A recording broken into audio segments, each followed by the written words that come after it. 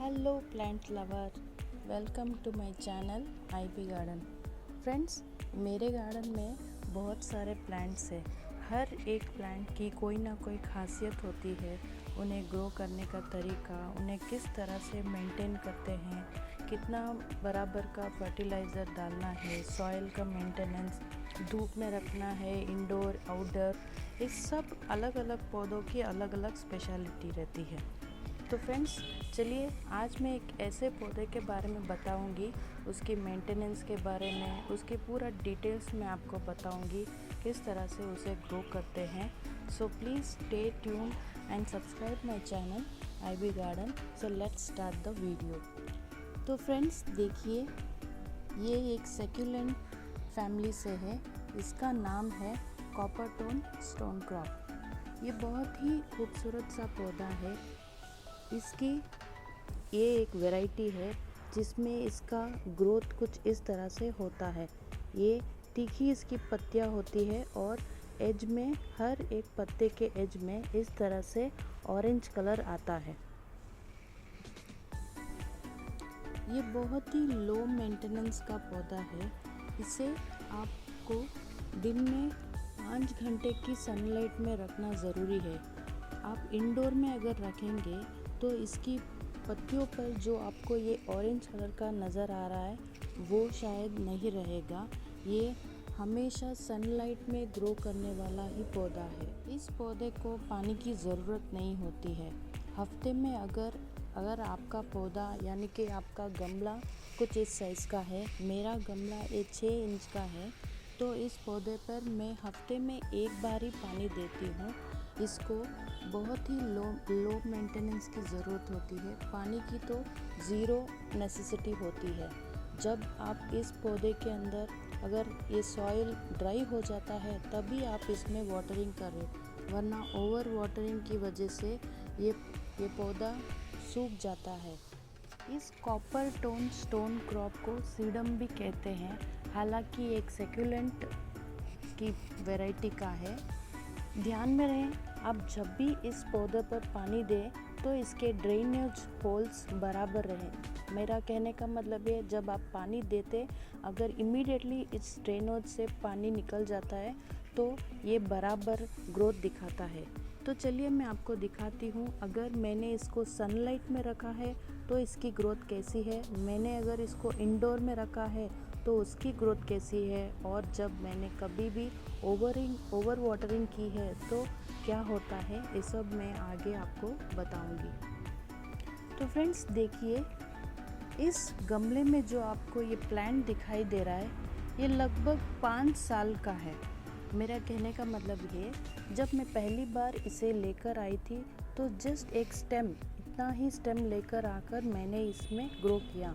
तो अब देखिए ये कितना बढ़ चुका है 5 साल के अंदर में। ये मैं कभी भी फुल सनलाइट में रखती हूँ। सनलाइट यानी कि कम से कम 5 घंटे की सनलाइट इस पर पड़ती है, कड़ी सी कड़ी धूप। और इसके अंदर मैं हफ्ते में एक बार ही एक 2 to 5 कप्स का जितने तक का वाटर करती हूँ। तभी तो इसके ऊपर ये जो हर एक लीव्स के ऊपर बॉर्डर में आपको जो ऑरेंज कलर की दिखाई दे रही है लाइंस, इसका इंडिकेशन यही है कि ये प्रॉपर ग्रोथ कर रहा है। इसके अंदर कोई भी सूखी हुई पत्ती नहीं है।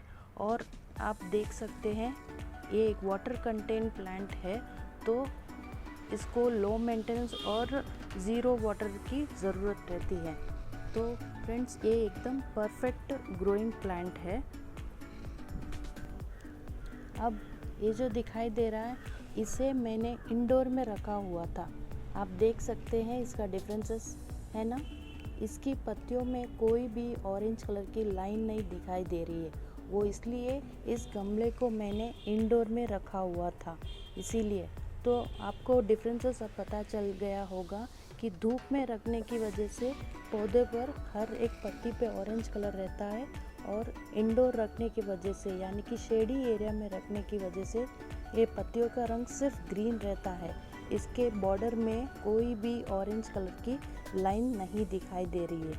इसे मैं हमेशा इंडोर प्लांट की तरह से इस छोटे से गमले को मैं मेरे रूम में डेकोर की तरफ तौर पे रखती हूँ। अभी जो है नेक्स्ट प्लांट यानी कि पॉट, ये DIY पॉट मैंने किया है। कोई एक खाली टिन था, उसके अंदर मैंने इस पौधे को लगाया है। तो अब नेक्स्ट जो आपको दिखाई दे रहा है, ये भी वही प्लांट है, लेकिन इसकी कंडीशन थोड़ी ख़राब है। वो इसलिए है कि इस पौधे को मैं पूरे दिन की धूप लगने की वजह से देखिए कितना जल चुका है। यानी कि मैंने जैसे आपको कहा था, इस पौधे को 5 या 4 घंटे की धूप भी काफ़ी है, लेकिन इस प्लांट को, इस मतलब गमले को जहाँ पर मैंने रखा है, इस पर पूरे दिन की धूप पड़ती है। मैं ये इसलिए रखा है कि मैं आपको डिफरेंसेस बता सकूं। एक गमले को मैंने सिर्फ 4 घंटे की धूप में रखा है और एक छोटे गमले को, इस छोटे से पॉट को मैंने इंडोर रखा हुआ था। और ये देख सकते हैं आप, इन पत्तियों में डिफरेंसेस देखिए। जिसको मैंने इंडोर रखा हुआ था, इन पत्तियों पे कोई भी ऑरेंज कलर की लाइन नहीं दिखाई दे रही है, सिर्फ ग्रीन पत्तियां है। और जो धूप में है उस पर ऑरेंज कलर की लाइन तो दिखाई दे रही है, लेकिन ओवर हीट की वजह से ये पत्तियां जल चुकी है। और अगला जो गमला है, सिर्फ छोटा सा है, 2 इंच का। इसमें हुआ क्या है, ओवर वाटरिंग देख सकते हैं। इसमें कभी भी, क्योंकि ये दूसरे पौधों के सामने रहता है, तो जब भी मैं शॉवर करती हूँ, पौधों पर पानी डालती हूँ, शॉवरिंग करती हूँ, तो इस पर भी पानी लगता ही है रोज़ भी। तो आप देख सकते हैं, इन हर एक पत्ती में इस तरह से एक लाइन सा पड़ रहा है। यानी कि ओवर वाटरिंग की वजह से भी ये पत्तियाँ कुछ मुरझाई हुई, या फिर इनमें कोई स्ट्रेंथ नहीं है। इस तरह से आप हाथ लगाने से ये टूट कर भी आ सकती है। तो फ्रेंड्स, यही फॉल्ट है इसके अंदर कि मैं इसे ओवर वाटरिंग करती हूँ। तो अब आप डिफरेंसेस देख चुके हैं। अगर ज़्यादा पानी देने से भी ये पौधे पर प्रॉब्लम होती है, और ज़्यादा धूप पड़ने की वजह से ये पत्तियाँ इस तरह से ख़राब हो जाती है। और बिना धूप के इन पत्तियों पर जो रंग आना चाहिए ऑरेंज कलर का, वो रंग भी नहीं रहता है। तो देखा आपने, इस पौधों को अलग अलग जगह रखने से या फिर अलग अलग टाइप केयर करने से इसका नतीजा क्या होता है। यही है परफेक्ट ग्रोथ इस प्लांट की। बस दिन के 4 या 5 घंटे की धूप इज़ इनफ अच्छी ग्रो करने के लिए। हफ्ते में एक बार ही इसके ऊपर पानी डालिए, और ध्यान में रहे ड्रेनेज होल्स इस तरह होने चाहिए कि आप पानी डालते ही तुरंत इसका सारा एक्स्ट्रा पानी निकल जाए। एक्चुअली ये साइंटिफिकली प्रूवन तो नहीं है, लेकिन इसे, इन पत्तियों को कॉफ और बीपी के तौर पर यूज़ किया जाता है, लेकिन अभी तक साइंटिफिक प्रूफ नहीं हुआ है। तो चलिए देखते हैं अब इसे किस तरह से लगाते हैं और इसकी मिट्टी किस तरह से रहनी चाहिए। तो फ्रेंड्स देखिए, मेरे पास एक रेक्टेंगल साइज़ का गमला है जिसे मैं आउटडोर ही रखूँगी। इस सॉइल के बारे में बात करूँ तो इसके अंदर कोई भी फर्टिलाइज़र मिक्स नहीं है। वो इसलिए कि इस पौधे को किसी फर्टिलाइज़र की भी ज़रूरत नहीं होती है। ये एक सेल्फ मेंटेनेंस का प्लांट है, सो इस सीडम को ज़्यादा फर्टिलाइज़र की कोई ज़रूरत नहीं होती है। ठीक है, कभी 6 महीने में एक बार वर्मी कंपोस्ट देना तो ठीक है, नहीं तो वो इसकी भी ज़रूरत नहीं होती है। सो मेरी इस सॉइल में कोई भी फर्टिलाइज़र एडेड नहीं है, बस ये एक पॉटिंग सॉइल है। अब चलिए देखते हैं इसके अंदर कैसे इसे ग्रो करते हैं।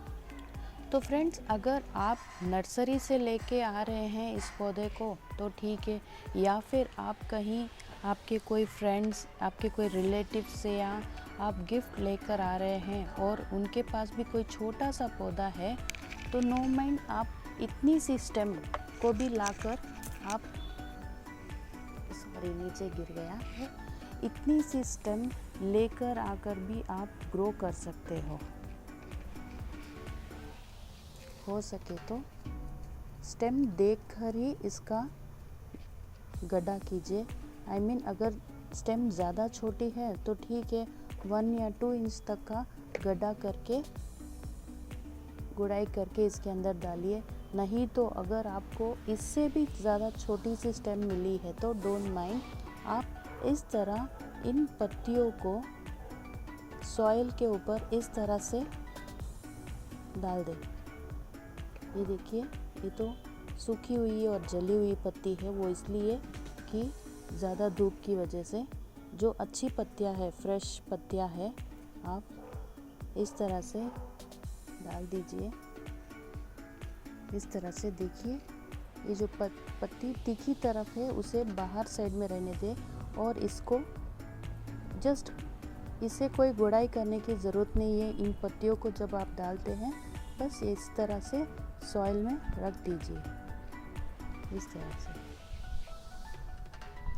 ये एक होम डेकोर की तरह भी दिखेगा।